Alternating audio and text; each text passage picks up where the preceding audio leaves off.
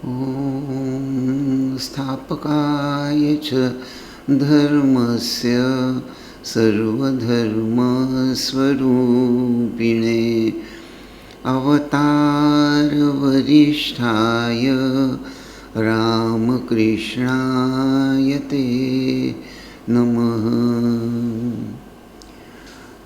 नमस्कार। श्री श्री रामकृष्ण देव का चरित्र जब हम अध्ययन करते हैं, विशेष रूप से जब हम कथामृत का अध्ययन करते हैं, पढ़ते हैं, तो छोटा नरेन, सुबोध, तेजचंद्र, नारायण, हरिपद, विनोद, पलटू, पूर्ण और ऐसे कई बालक भक्तों का उल्लेख हमें वचनामृत से प्राप्त होता है। वचनामृत से ही हमें श्री रामकृष्ण देव के अन्य गृही भक्तों का उल्लेख भी प्राप्त होता है। कभी कभी निश्चित रूप से मन में एक उत्सुकता, एक चाहत निर्माण हो जाती है कि प्रत्यक्ष श्री रामकृष्ण देव को जिन्होंने देखा है, उनके आध्यात्मिक संवादों का लाभ जिन्हें प्राप्त हुआ है, दिन रात श्री रामकृष्ण देव के पवित्र सान्निध्य में रहने का अवसर जिन्हें प्राप्त हुआ है, ये सभी लोग, मन में विचार आता है, निश्चित रूप से बड़े धन्य, क्योंकि भगवान ने इन्हें देखा है, भगवान को इन्होंने देखा है। अर्थात परब्रह्म जब अवतार लेकर आते हैं, एक आदर्श प्रस्तुत करते हैं जिसे देखकर सर्वसामान्य जीव अपना जीवन उस आदर्श के अनुरूप ढाल सके और अपना जीवन धन्य कर सके। ये जो अभी कुछ भक्तों के, कुछ बालक भक्तों के नाम, कुछ गृही भक्त जिनका वर्णन मैं पहले ही कर चुका हूँ, आप लोगों में से बहुत से लोग इन नामों से परिचित होंगे ही। तो ये सभी लोग श्री रामकृष्ण देव जी को देखकर, उनके दिव्य चरित्र जिसको उन्होंने देखा, उनके साथ बैठे, उनका वार्तालाप सुना, उनसे आध्यात्मिक मार्गदर्शन प्राप्त किया।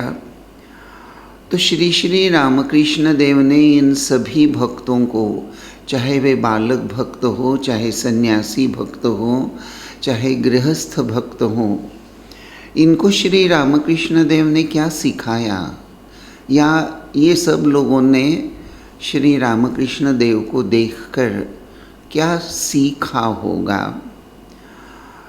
ऐसा लगता है कि श्री श्री ठाकुर को देखकर ईश्वर दर्शन के लिए किस प्रकार व्याकुल होना पड़ता है, किस तरह ईश्वर प्राप्ति हेतु रोना पड़ता है, व्याकुलता का परिणाम कैसे होता है, क्या होता है, त्याग किसे कहते हैं, त्याग का स्वरूप क्या है, ईश्वर से प्रेम कैसे होता है, कैसे करना चाहिए, सहिष्णुता क्या होती है, ईश्वर निर्भरता किसे कहते हैं और वह कैसी होती है, जीवन में वे कैसी सक्रिय होती हैं, सरलता कैसी होती है। श्री रामकृष्ण देव का एक बड़ा प्रैक्टिकल वचन है कि तुम साधु बनना चाहते हो तो ठीक है, लेकिन इसका अर्थ ये नहीं कि तुमको मूर्ख बनना है। सरल तो होना है, लेकिन इसका अर्थ यह नहीं कि कोई हमको बुद्धू बनाए, कोई हमारी सरलता का डिसएडवांटेज लें। लेकिन श्री रामकृष्ण देव के चरित्र से सरलता कैसी होती है, और यह सरलता, उसमें एक ज्ञान युक्त भाव होता है।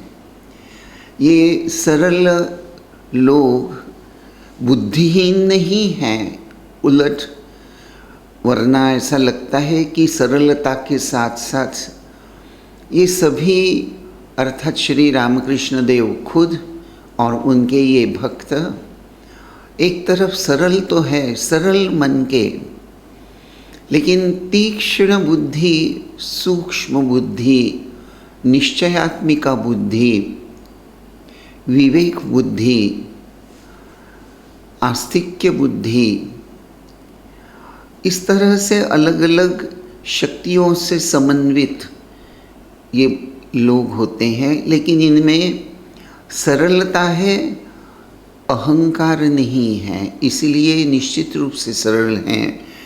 और इसीलिए शायद निरभिमानता, ईगोलेसनेस कैसे होता है, अंग्रेजी में एक शब्द अक्सर इस्तेमाल होता है, इफेसमेंट ऑफ ईगो। अपने अहंकार को मिटा डालना है। श्री रामकृष्ण देव का दिव्य चरित्र, ये बालक भक्त, गृही भक्त, सन्यासी भक्त, इन सबको ये बहुत सारी बातें सिखाया करता होगा। साधक के अंतःकरण में अध्यात्म ज्ञान संबंधी तीव्र जिज्ञासा का होना आवश्यक होता है। श्री श्री ठाकुर की कृपा से इन सभी के अंतःकरण में यह आध्यात्मिक जिज्ञासा निश्चित रूप से सिर्फ जागृत नहीं होती हैं, वे संपूर्ण रूप से सक्रिय होकर इन सभी को आध्यात्मिक दृष्टि से आगे बढ़ने के लिए एक बहुत बड़ा निमित्त भी बनती हैं। इसीलिए साधन भजन को लेकर इन सभी के अंतःकरण में एक अदम्य उत्साह नज़र आता है, प्रयत्नों की पराकाष्ठा नज़र आती है। ये प्रयत्न भी निरंतर चलते रहते हैं और अंत में इन सभी को सफलता की उस ऊंची पादान पर ले जाते हैं। दिन दिन इन सभी लोगों की आस्तिक्य बुद्धि, भगवत बुद्धि, ईश्वर प्रेम, संयम, सदाचार वृद्धिंगत वर्धिष्णु होता नजर आता है, दिन दिन बढ़ता जा रहा है, ऐसा नजर आता है। ऐसे ही श्री रामकृष्ण देव के पास आने वाले एक बालक भक्त, जिनका उल्लेख अक्सर वचनामृत में छोटा नरेन के नाम से आता है, उनका नाम था नरेंद्रनाथ मित्र। स्वामी विवेकानंद जी का नाम नरेंद्रनाथ दत्त और इनका नाम नरेंद्रनाथ मित्र। शायद दोनों की नाम में ये जो समानता है उसको डिफ्रेंशिएट करने के लिए ही एक स्वामी जी को बड़ा नरेन और नरेंद्रनाथ मित्र, इनको छोटा नरेन कहने का चलन आ गया होगा।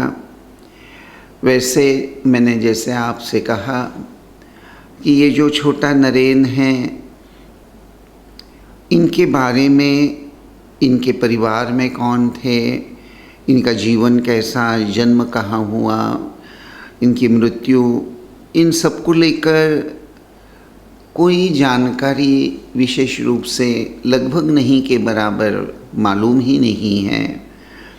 लेकिन इतना पता है कि कलकत्ते के बाग बाज़ार नाम का जो एरिया है, इलाका है, वहाँ तेलीपाड़ा गली में ये नरेंद्रनाथ मित्र रहा करते थे।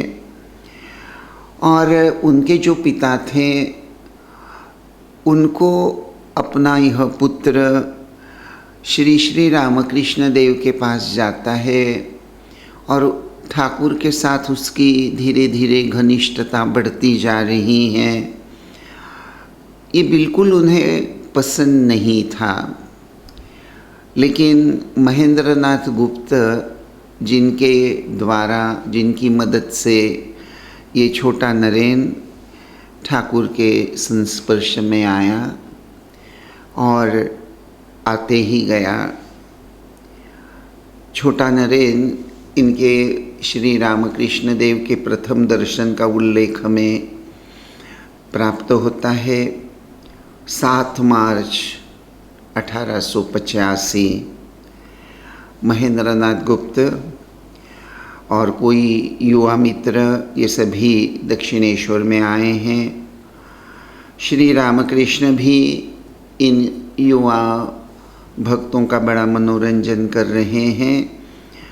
श्री महेंद्रनाथ गुप्त ने वचनामृत में ये जो श्री रामकृष्ण देव इन युवा बोलना चाहिए युवा भक्तों का, ये जैसे नाम मैंने आपको गिनवाए, धाकटा छोटा नरेन, सुबोध, तेज चंद्र, नारायण, हरिपद, विनोद, पलटू, पूर्ण, ये सभी बालक भक्त हैं। यानी कहने का मतलब ये लोग बहुत पक्की उम्र के नहीं हैं। कोई 14 साल का होगा, कोई 16 साल का होगा। तो ये एक इम्प्रेशनेबल एज या बड़ा ही मानव जीवन का एक बहुत महत्वपूर्ण टर्निंग पॉइंट जिसे कह सकते हैं, ऐसे उम्र में ये बच्चे हैं और ठाकुर के पास आए हैं।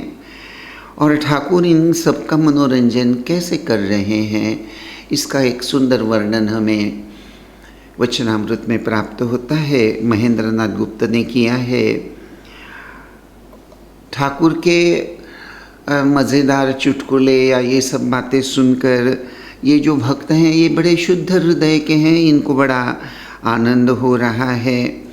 और श्री श्री ठाकुर बहुत कुछ मिमिक्री करके, यानी कुछ नाटक करके वगैरह इन सभी बच्चों का मन लुभा रहे हैं। देखते देखते एक छोटा वर्णन हमें प्राप्त होता है कि ये सब जब चल रहा है तब श्री रामकृष्ण देव छोटे नरेन की तरफ बड़ी एकाग्रता से जैसे धीरे धीरे देखने लगे और छोटे नरेन को देखते देखते ही श्री रामकृष्ण समाधि मग्न हो गए। इसका कारण क्या है? ऐसा क्या हुआ कि छोटा नरेन को देखकर ठाकुर समाधि मग्न हो गए? वैसे एक इन्फरेंशियल नॉलेज ही बोल रहा हूँ। ऐसा लगता है कि श्री श्री रामकृष्ण, जैसे उन्होंने खुद ये बात कही थी कि जो राम जो कृष्ण वही इस देह में रामकृष्ण। लेकिन यहाँ एक बात कहना शायद ठाकुर ने बहुत ज़रूरी समझा, और वो बात थी कि इस बार सात्विक गुण का प्रभाव, अर्थात रामावतार में या कृष्णावतार में रजोगुण का प्रभाव कहना चाहिए, क्योंकि वे राजा हैं, क्षत्रिय हैं और अधर्म को दूर करने हेतु ही उन्होंने जो कुछ भी किया उसका जो स्वरूप है उसको अगर हम देखें तो वहाँ रजोगुण की प्रधानता शायद ऊपर ही ऊपर से तो नज़र ही आती है, क्योंकि युद्ध करने के लिए रजोगुण की ही आवश्यकता होती है। तो क्षत्रिय कुल में उत्पन्न राम जी और कृष्ण जी रजोगुण को लेकर निश्चित रूप से असुरों का संहार करते हुए नजर आते हैं।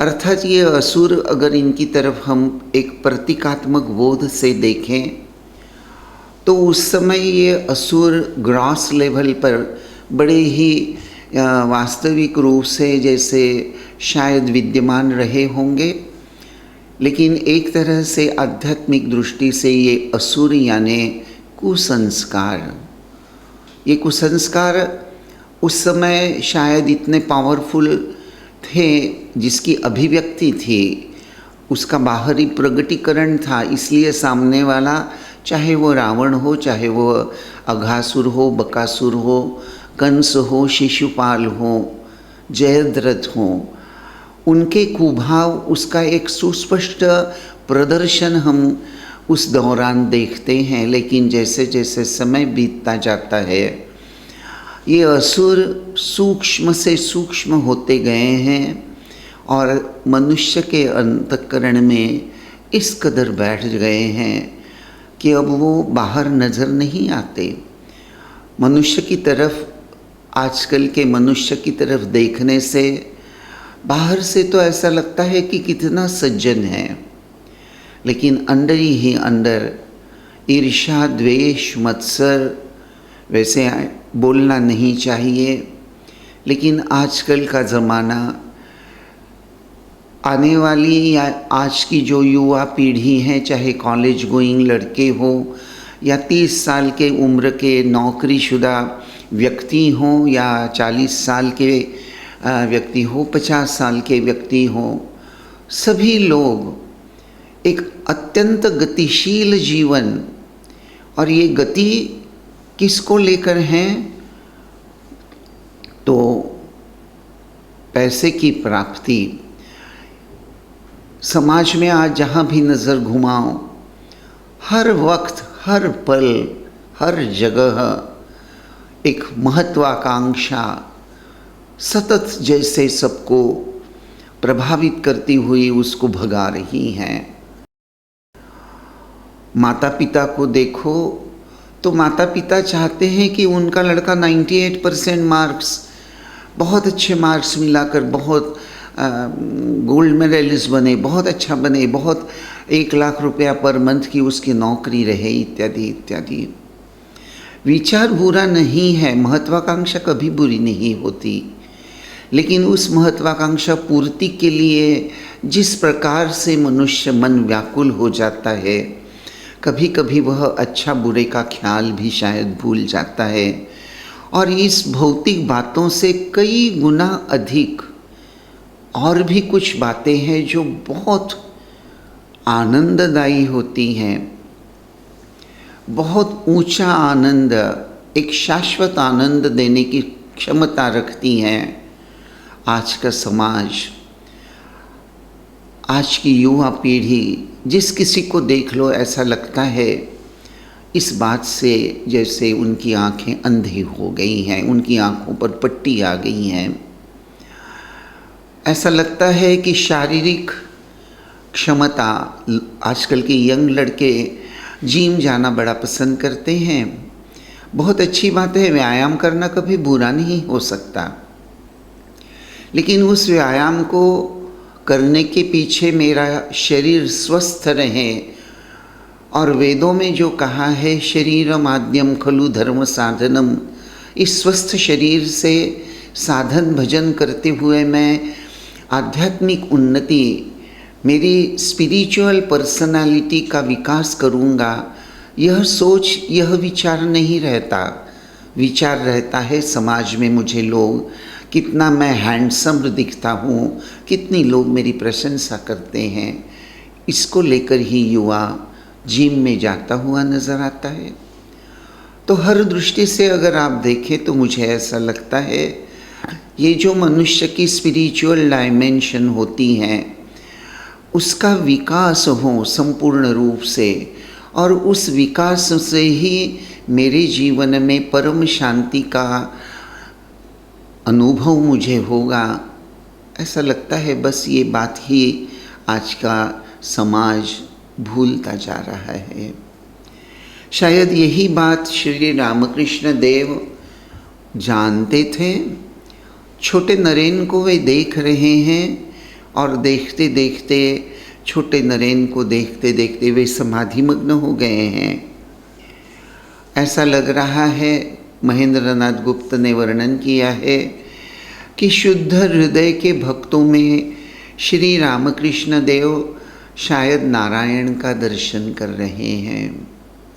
अर्थात ये जो बालक भक्त छोटा नरेन, इससे आप अंदाज़ा लगा सकते हैं कि शायद छोटे नरेन के अंतःकरण में, जैसे मैंने अभी आपसे बात बताई, ये भौतिक महत्वाकांक्षाएं इतनी ज़ोर शोर से उसके अंतःकरण में शायद नहीं खेल रही हैं। उसके बदले ऐसा लगता है कि उसका मन ईश्वरीय बातों को लेकर, पवित्रता को लेकर, संयम को लेकर चलने वाली बातों को लेकर शायद उसका मन बनता जा रहा है। इसलिए महेंद्र नाथ गुप्त वर्णन कर रहे हैं, शुद्ध हृदय के भक्तों को श्री रामकृष्ण उनमें श्री नारायण का दर्शन कर रहे हैं। अंतःकरण की यह शुद्ध भक्ति, यह मन की पवित्रता, ऐसे ही शुद्ध मन में, ऐसे ही शुद्ध हृदय में भगवान निवास करते हैं। प्रसंग आगे बढ़ता है। सभी भक्त वहाँ जो समावेश जिनका हुआ है, ठाकुर तो समाधि मग्न है न छोटे नरेन को देखकर। भक्त भी श्री श्री रामकृष्ण देव की यह समाधि अवस्था, यह दृश्य देख रहे हैं। और मज़े की बात यही है, ये भक्त अभी अभी यहाँ श्री रामकृष्ण देव इन बालक भक्तों के साथ हंसी मजाक करते नज़र आ रहे थे और सभी वातावरण में इस प्रकार का एक आनंद जैसे छाया हुआ था, जैसा अक्सर हम सभी लोग जमा होकर कुछ हंसी ठट्टा करते हैं, खूब खिलखिला कर हंसते हैं। लेकिन जैसे ही श्री रामकृष्ण देव समाधि मग्न हो गए, संपूर्ण परिवेश में जैसे आमूल परिवर्तन हो गया। संपूर्ण कमरे में एक निस्तब्धता छा गई और ऐसा लग रहा था कि जैसे इतने लोग वहाँ बैठे हुए हैं श्री श्री रामकृष्ण देव के कमरे में, लेकिन ऐसा लग रहा है कि जैसे कमरे में कोई नहीं है। और श्री रामकृष्ण देव का शरीर निस्पंद, नेत्र एकदम से स्थिर और वैसे हाथ जोड़कर एक जैसे चित्र हम देखते हैं, ठीक उसी तरह भक्त श्री रामकृष्ण देव के इस समाधि दृश्य को देख रहे हैं। थोड़ी देर के बाद श्री रामकृष्ण देव की समाधि धीरे धीरे भंग हो गई। उनका मन थोड़ा नीचे आने लगा। एक दीर्घ निश्वास छोड़कर फिर धीरे धीरे उनको बहिर्जगत का ज्ञान होने लगा और भक्तों की तरफ नज़र डालते हुए थोड़ा सा भाव अभी भी कुछ उनके संपूर्ण व्यक्तिमत्व में बसा हुआ है, लेकिन हर भक्त को संबोधित करते हुए श्री रामकृष्ण उस हल्की सी भावावस्था में संबोधित करते हुए किसकी क्या अवस्था है, कौन किस ऊंचाई पर आध्यात्मिक दृष्टि से बसा हुआ है, यह धीरे धीरे थोड़ा थोड़ा बताने लगे। और छोटे नरेन को देखकर ठाकुर कह उठे, उन्होंने उनके श्रीमुख से ये शब्द आ गए कि जब भी मैं तुझे देखता हूँ मन में व्याकुलता आ जाती हैं। अर्थात श्री रामकृष्ण देव का कहना है, छोटे नरेन को देखकर उनका मन ईश्वरीय चिंतन में, ईश्वर दर्शन के कल्पना से व्याकुल हो जाता है। और फिर छोटे नरेन को ठाकुर कहते हैं कि हाँ, तुम्हारा कल्याण हो जाएगा, यहाँ बीच बीच में आया जाया करो, और तुमको भी तो अच्छा लगता है ना यहाँ आना जाना। अच्छा तुम बोलो तो, ज्ञान या भक्ति क्या चाहते हो तुम? और जवाब में छोटा नरेन कहता है कि मुझे शुद्ध भक्ति चाहिए। फिर ठाकुर छोटे नरेन को समझाते हुए कहते हैं कि देखो, जान पहचान अगर नहीं है तो उसको लेकर मन में भाईचारा या प्रेम कैसे निर्माण होगा, भक्ति कैसे निर्माण होगी। अर्थात भक्ति करने के लिए भी जिसकी भक्ति करनी है उसके बारे में कुछ जानकारी तो थोड़ी बहुत होना ज़रूरी होता है ना। अगर वह थोड़ी बहुत जानकारी ही नहीं रहेगी तो अंतःकरण में उसके लिए एक चाहत की निर्मिति कैसे होगी। अब देखिए आजकल का एडवर्टाइजमेंट का युग, हम एडवर्टाइजमेंट देखते हैं, एलोवेरा जेल इस्तेमाल करो जिससे आपकी त्वचा चमकदार चकचकीत बड़ी सुंदर रहेगी। तो एक प्रकार का यह ज्ञान हुआ कि नहीं। आपने अभी शायद एलोवेरा जेल देखी नहीं है, लेकिन सुन लिया, और सुनने के बाद मन में विचार आया कि अच्छा इसको लगाने से मेरी त्वचा चमकदार हो जाएगी, हेल्दी हो जाएगी। तब तो मन में विचार आता है ना कि अच्छा चलो एक बार खरीद कर इस्तेमाल करके देखते हैं।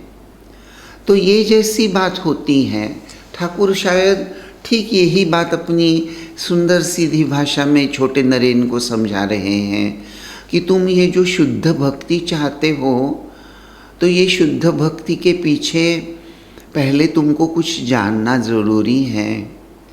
अर्थात क्या जानना ज़रूरी है, जिसको लेकर ठाकुर कहते हैं कि देखो कुछ ज्ञान होने के बगैर भक्ति कैसे होने वाली है। और फिर ठाकुर मास्टर की तरफ इशारा करते हुए कहते हैं कि देखो तुम्हारा अगर मास्टर के साथ अर्थात महेंद्रनाथ गुप्त के साथ अगर तुम्हारा उनसे परिचय नहीं होता तो उन पर भरोसा करके तुम मेरे पास कैसे पहुंचते। तो महेंद्रनाथ गुप्त इनको तुमने जान लिया ना कि ये मेरे मास्टर हैं, ये बहुत अच्छे हैं, मैं इनके साथ जाऊंगा या ये मुझे जहाँ भी ले जाएंगे वे मेरे अच्छे के लिए ही होगा। ये सब छोटे छोटे विचार तुम्हारे मन में आए होंगे ज़रूर। यानी एक तरह से तुमको महेंद्र बाबू के बारे में, मास्टर के बारे में कुछ जानकारी प्राप्त हो गई। सिर्फ जानकारी नहीं, उस जानकारी के आधार से उन पर एक विश्वास भी हो गया कि ये जहाँ भी मुझे ले जाएंगे मेरे कल्याण के लिए ही ले जाएंगे। तो बस यही बात है कि इसीलिए शुद्ध भक्ति अगर चाहते हो तो देखो उसका एक अर्थ होता है। शुद्ध भक्ति की निर्मिति होने के लिए संस्कार होना जरूरी होता है, और यह संस्कार अर्थात भगवान पर उसके अस्तित्व को लेकर, उसको प्राप्त करने की भावना को लेकर, ये सबको लेकर जब हम बार बार प्रार्थनाशील मन करते हैं, प्रार्थना करते हैं, तो धीरे धीरे यह भक्ति संस्कार बनने लगते हैं। और भक्ति संस्कार के साथ साथ जिनकी मैं भक्ति करना चाह रहा हूँ वे कौन है, उनका रूप कैसा है, उनका नाम क्या है, उनकी लीला क्या है, उनकी भक्ति करने से मेरे जीवन का क्या होगा, क्या मुझे कोई प्रॉफिट होगा, क्या मुझे कोई लाभ होगा, क्या मेरे जीवन में धन्यता आ जाएगी, क्या मेरे जीवन में पूर्णता का मुझे अनुभव होगा। कितनी सारी बातें होती है। श्री रामकृष्ण देव इतनी डिटेल में, या जैसे मैंने अभी एक एक बात आपके सामने रखने का प्रयास किया, संपूर्ण रूप से हूबहू इस प्रकार श्री रामकृष्ण देव छोटे नरेन को उपदेश नहीं देते, लेकिन बड़े ही सांकेतिक रूप से वे यह भाव छोटे नरेन के सामने प्रकट करते हुए नज़र आते हैं। और फिर छोटे नरेन को कहते हैं जरा तुम्हारा शरीर तो मुझे जरा देखने दो, क्या तुम अपनी कमीज़ उतारोगे।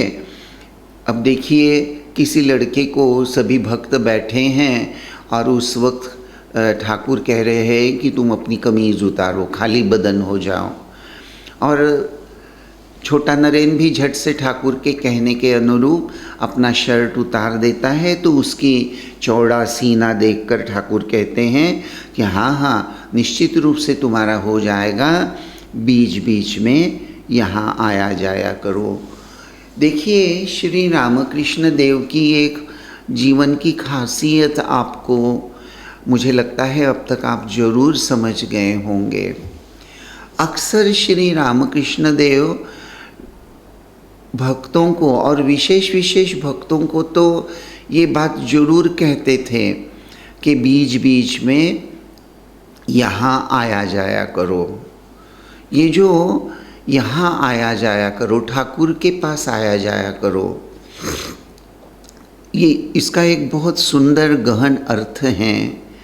उसको कभी आप समझने का प्रयास आप लोगों ने किया है या नहीं, मैं नहीं जानता, लेकिन मेरा आप लोगों से ये अनुरोध है कि आप गृही शिष्य इन सभी का चरित्र जब पढ़ेंगे, भक्त मालिका पढ़ेंगे, दे लिव्ड विद गॉड पढ़ेंगे, तो देखिए वहाँ बार बार ये शब्द आपको पढ़ने में आएंगे। ठाकुर कह रहे हैं बीच बीच में यहाँ आते जाते रहना।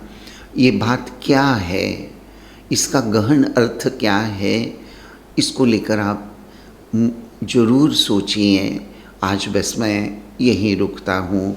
ओम शांति शांति शांति। हरि ओम तत्सत। श्री राम कृष्णार्पणमस्तु।